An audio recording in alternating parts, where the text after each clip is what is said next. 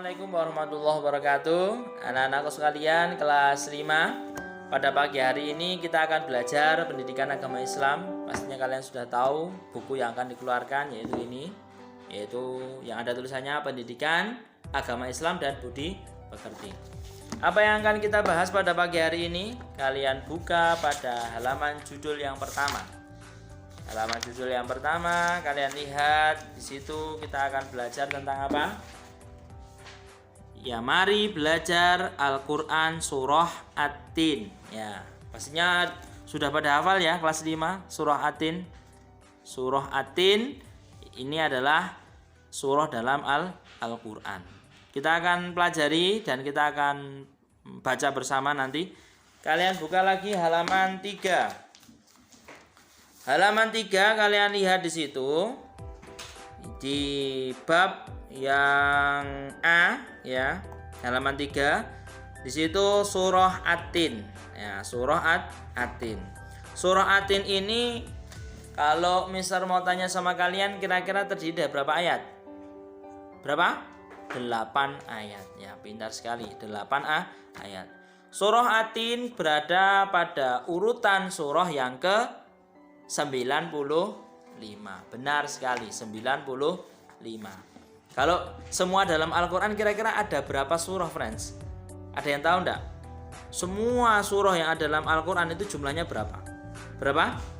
114 ya. Berarti dari mulai ayat yang pertama, surah yang pertama itu awalan yaitu surah Al-Fatihah. Surah yang ke-114 adalah surah An-Nas. Kemudian yang keurutan 95 adalah surah At-Tin. Seperti itu ya.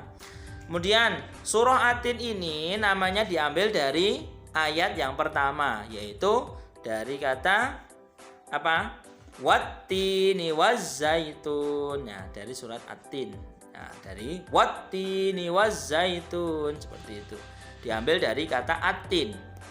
Atin di sini itu kalau artinya adalah buah tin ya. Atin artinya adalah buah tin. Kemudian surah Atin ini diturunkan di mana? Ada yang tahu? Di kota Mekah. Kalau turun di kota Mekah berarti disebut surah Makkiyah. Nah, sebelum Nabi hijrah.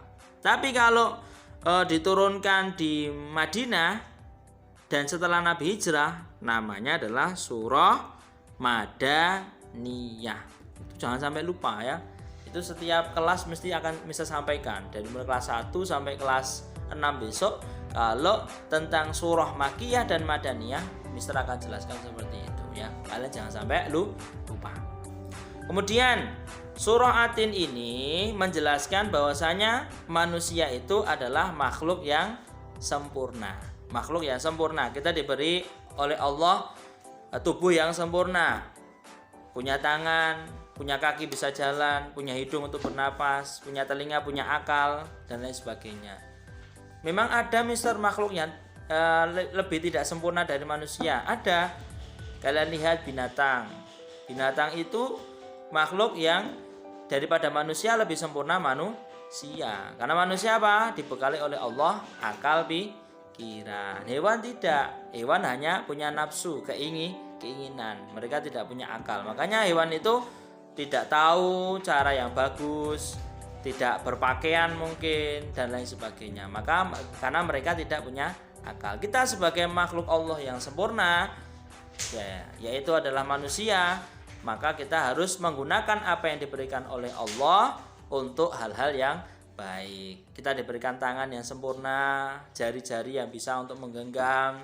Jangan digunakan untuk hal-hal yang negatif. Kita gunakan untuk hal-hal yang positif. Itu adalah hikmahnya dari surah At-Tin.